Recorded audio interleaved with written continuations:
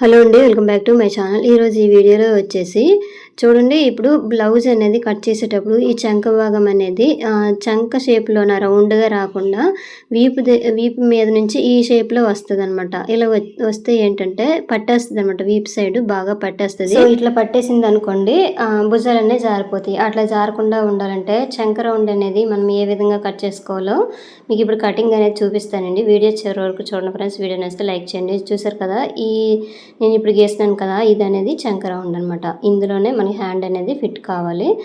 ఇప్పుడు నేను కటింగ్ చూపిస్తాను. వీడియో చివరి వరకు చూడండి. వీడియో నచ్చితే లైక్ చేయండి. సో ఇప్పుడు వచ్చేసి ఇదిగోండి, ఇది బ్లౌజ్ పీస్. సో ఈ పైన అయితే నేను మార్కింగ్ చేయనండి, లోపల సైడ్ మార్క్ చేస్తాను. ఎందుకంటే ఆ పైన డిజైన్ ఉంది కదా, మీకు కనిపించదు అనమాట. సో అందుకోసం ఇప్పుడు లోపల సైడ్ ప్లెయిన్గా ఉంది కదండి, ఇటు సైడ్ మీకైతే మార్కింగ్ చేసి చూపిస్తానండి.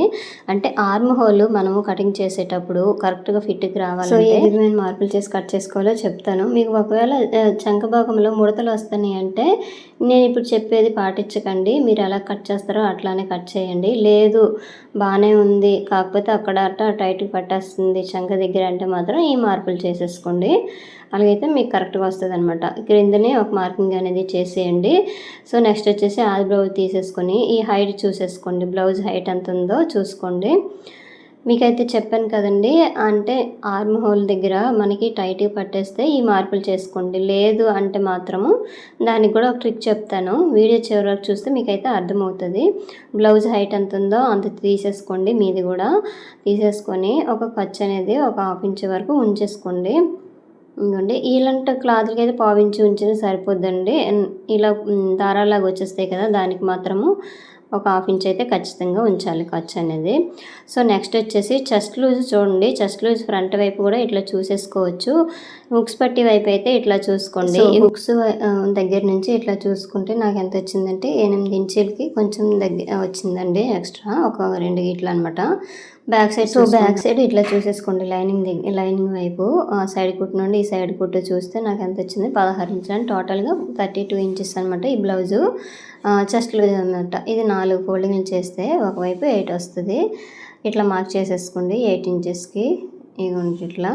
తర్వాత కిందని 30 ఇంచెస్ వచ్చిందండి నాకైతే నడుము లూజు. ఇదిగోండి ఈ నడుము లూజు కొలిచేటప్పుడు ఏం చేస్తారంటే కాజా పట్టి వదిలేయండి. కాజా పట్టి వదిలేసి హుక్స్ పట్టి కూడా కొలవాలి. ఇక్కడ టోటల్గా 30 దగ్గర వచ్చిందండి. నేనైతే 30 అయితే వేస్తాను. ఒకవైపు ఇట్లా 7.5కి ఫోల్డ్ చేసి 1 ఇంచ్ డాట్కి 2 ఇంచెస్ ఖర్చు అనమాట. ఇది 2 ఇంచెస్ ఖర్చు. ఇప్పుడు స్ట్రైట్గా ఇట్లా లైన్ అనేది గీసేసుకోండి. ఇదిగోండి ఇట్లా అలా గీసేసారు. సో ఇప్పుడు చెస్ట్ని బట్టి ఇక్కడ నెక్ షోల్డర్ పెట్టేసుకోండి. నేను నెక్ షోల్డర్ కలిపి 2 అంటే నెక్ వచ్చేసి ఖర్చుతో కలిపి 2.5 పెడుతున్నానండి. కిందనైతే 3 ఇంచులు పెడతాను. ఫస్ట్ అయితే బ్యాక్ సైడ్ ఎంత ఉందో చూసుకోండి. బ్యాక్ పార్ట్ హైట్ ఎంత ఉందో చూసుకొని నేను కొంచెం పైకి పెడుతున్నాను. తర్వాత ఇక్కడట 3 ఇంచులకి అంటే రౌండ్ బాగా రావాలంటే ఈ కిందని 3 ఇంచులు పెట్టేసుకోండి. పైన అంత పెట్టినా సరే ఒకవేళ మీకు రౌండ్ బాగా రావాలంటే కిందనే మీరు రౌండ్ అనేది ఎక్కువ తీసుకోవాలి, కానీ పైన అయితే అసలు పెంచకూడదండి, భుజాలు జారిపోతాయి అందుకోసం. సో నెక్స్ట్ ఇట్లా డబ్బా షేప్లో గీసేసి రౌండ్ అనేది ఇట్లా ఇచ్చేయండి. ఇదిగోండి ఈ షేప్లో రౌండ్ అనేది ఇచ్చేసుకోండి. సో నెక్స్ట్ వచ్చేసి ఇక్కడ చిన్న షోల్డర్ తీసేసుకోండి. ఆది బ్లౌజ్లోన ఇట్లా కొలుచుకొని ఖర్చు యాడ్ చేసేసుకోండి, సరిపోతుంది. ఇప్పుడు ఒకసారి కొలవండి ఎంత వచ్చిందో. నెక్ షోల్డర్ కలిపి 5 ఇంచులు వచ్చింది కదా. ఇక్కడ చెప్తాను చూడండి, ఇక్కడ 5కి ఒక 1/2 ఇంచ్ కలిపేసి 5.5కి ఇట్లా మార్క్ చేసేసుకోండి. నేను చెప్పాను కదండి తమ్నేలో, అక్కడ అనమాట 5.5కి. ఒకవేళ మీకు లూజ్ ఉంది బ్లౌజ్ అనేది, ఒకవేళ ముడతల్లాగా వస్తున్నాయి అంటే మాత్రం పైన 5 ఉన్నప్పుడు కిందనే 5 పెట్టేసుకోండి. లేదంటే నేను ఇప్పుడు చూపించాను కదా ఆ విధంగా మార్క్ చేసేసుకోండి. ఈ కార్నర్లో 1.5 మార్క్ చేసేసుకొని ఈ రౌండ్ స్కేల్తో ఇట్లా షేప్ అనేది ఇచ్చేసుకోండి ఇలాగా. అయితే ఇప్పుడు ఒకసారి కొలుచుకోండి ఆర్మ్ రౌండ్ ఎంత ఉందో. నేనైతే ఇంకా ఆది బ్లౌజ్ అని కొలలేదు, ఇక్కడ చూస్తున్నాను. ఖర్చు వదిలేండి. ఖర్చు వదిలేసి ఎంత వచ్చిందంటే 7.5 ఇంచులు అయితే వచ్చింది కదా. ఇప్పుడు ఒకసారి బ్లౌజ్ తీసేసుకోండి. బ్లౌజు ఇదిగోండి బ్యాక్ సైడ్ చూసుకోవాలండి. ఫ్రంట్ వైపు లో కటింగ్ ఉంటుంది కదా, బ్యాక్ సైడ్ ఇట్లా నీట్గా ఇట్లా పెట్టేసుకొని ఈ పైన ఖర్చు ఉంది కదండి, ఈ ఖర్చు దగ్గర నుంచి ఇట్లా ఒకసారి కొలుచుకోండి.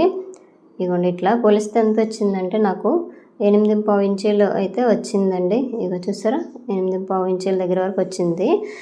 అయితే అందుకోసం కొంచెం 1/4 ఇంచ్ వరకు అయితే కిందికి పెంచుతాను అనమాట నేను.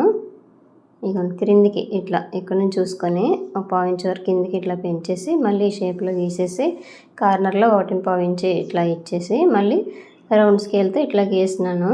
ఒకవేళ మీకు ఈ స్కేల్ లేకుండా నార్మల్గా ఫ్రీ హ్యాండ్తోనే చేసేయాలంటే ఎట్లా చెప్తాను చూడండి. ఇగోండి ఇట్లా టేప్ పెట్టేశారు కదా, ఒకసారి చెక్ చేసేసుకోండి. నాకైతే 8 మీద 2 ఇట్లా వచ్చేసిందండి. ఇగోండి ఇక్కడ స్ట్రైట్గా ఇట్లా పెట్టేసుకొని ఆ ఫోల్డింగ్ ఇట్లా చేసేసుకోండి. ఇగో ఇక్కడ చూసారు కదా, ఇక్కడ నుంచి ఇలాగ ఫ్రీ హ్యాండ్తోనైనా గీసేవచ్చు రౌండ్. సో ఇంతే. చూసారు కదండి, ఈ విధంగా అయితే ఆర్మ్ హోల్ చెక్ చేసేసుకోవాలి. తర్వాత బ్యాక్ పార్ట్లో డాట్స్ వేస్తాం కదా, ఈ డాట్స్ ఎప్పుడైనా సరే షోల్డర్కి ఎదురుగా వచ్చేటట్టుగా చూసుకోండి.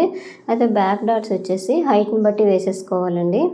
హైట్ అంటే 4, 4, 3.5 ఇట్లా వేసేసుకోవాలి. ఇంకా హైట్ ఉంటే 5, 5.5 కూడా వేసేసుకుంటారు 16, 17 బ్లౌజ్ వచ్చినప్పుడు. ఇక్కడ చూసారు కదా, ఇక్కడ చెప్తున్నాను ఏంటంటే ఇక్కడ నెక్ షోల్డర్ ఎంత పెట్టామో అంతే, లూజ్ రాకుండా ఉంటే మాత్రం, లూజ్ వచ్చింది అనుకోండి అంతే పెట్టేసుకోండి. లేదు ఫిట్గా పట్టేస్తుంది ఫ్రీగా లేదంటే మాత్రం ఇక్కడ 5.5 పెట్టేసుకోండి. పైన 5 పెట్టినప్పుడు కిందన 5.5 పెట్టేసుకోండి. మీకు ముడతలు కానీ క్లాత్లో ముడతలు కానీ రాకపోతే 5.5 పెట్టేసుకోండి. ముడతలు వస్తాయి అంటే మాత్రం 5 పెట్టేసుకోండి. పైన అంత పెట్టాము కిందన అంతే పెట్టేసుకోండి. ఇదైతే ఖచ్చితంగా పాటించాలండి. ఎప్పుడైనా సరే హెవీ చెస్ట్ ఉన్న వాళ్ళకి కూడా అక్కడట మనము పైన 5 పెట్టామనుకోండి, కింద 5.5 ఇచ్చేసుకొని అప్పుడు ఆర్మ్ హోల్ అనేది చంక డౌన్ అనేది అంతా సెట్ చేసుకోవాలి. పైన అంత పెట్టాము అంతే పెట్టేసామనుకోండి, హెవీ చెస్ట్ ఉన్న వాళ్ళకి బాడీ అనేది ఫిట్గా పట్టేస్తుంది అనమాట. వాళ్ళకి ఫ్రీ అనేది ఉండదు, భుజాలు కూడా జారిపోతాయి అనమాట. ఇక్కడ చూడండి 3 ఇంచెస్ అనమాట వచ్చింది షోల్డరు. లేదు అది బ్లౌజ్ లేదనుకోండి, అంటే టోటల్గా 2.5 నెక్ పెట్టేసి 3 ఇంచులు షోల్డర్ పెట్టేస్తే సరిపోతుంది. సేమ్ మార్కింగ్ చేసే మీదుగా అలా ఇది కట్ చేసేయండి బ్లౌజ్ అనేది.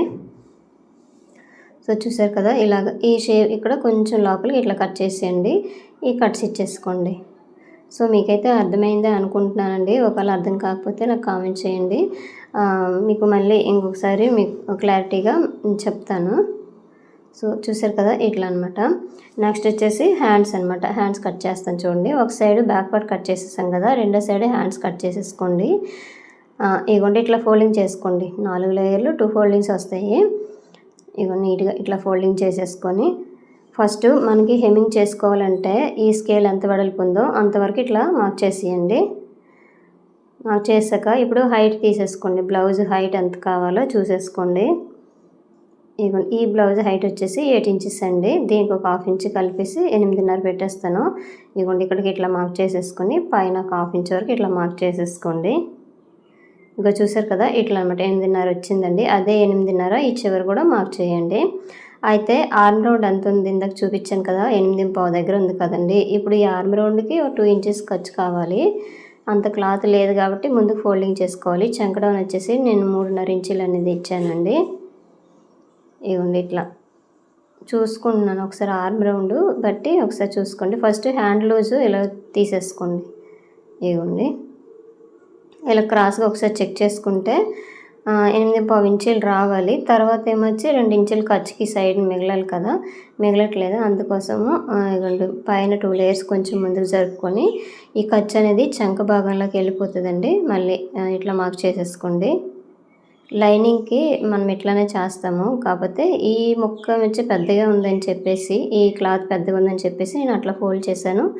హ్యాండ్స్కి అయితే చాలట్లేదు, అందుకోసం మళ్ళీ ముందుకు 2 లేయర్స్ అనేది నేను కొంచెం ముందుకు లాగాను అనమాట. ఇక్కడ నుంచి నెక్క దగ్గర నుంచి 1.5 లేదంటే 1.25 ఇంచులకి ఇచ్చేసి ఇట్లా షేప్ అనేది ఇచ్చేసేయండి. లేదు 1 ఇంచ్ పెట్టేసుకొనైనా షోల్డర్ దగ్గర 1 ఇంచ్ పెట్టేసుకొనైనా కరువు స్కేల్తో గీసేసుకుని సరిపోతుందండి. లేదంటే ఇట్లా హ్యాండ్ తోటి ఇట్లా ఇచ్చేయండి రౌండ్ అనేది. సో అయిపోయిందండి. మొత్తం మనం ఏ విధంగా మార్క్ చేసామో అదే విధంగా ఇట్లా కట్ చేసేయండి. ఇవ్వండి ఇలాగా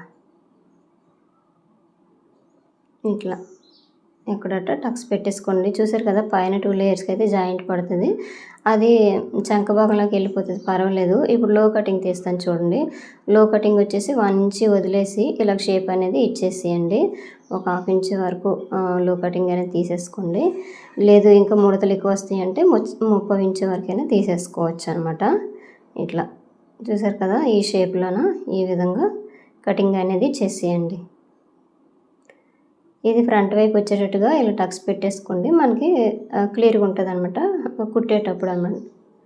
సో చూడండి, ఈ విధంగా కనిపిస్తుంది కదా. కింద హెచ్చు తగ్గులు రాకుండా ఫస్టే కట్ చేసేయండి క్లాత్ ఏదైనా ఉంటే. సో చూసారు కదండి, ఈ విధమైన మార్పులు చేసుకుంటూ బ్లౌజ్ కట్ చేసామనుకోండి చాలా పర్ఫెక్ట్గా వస్తుంది. Thank you.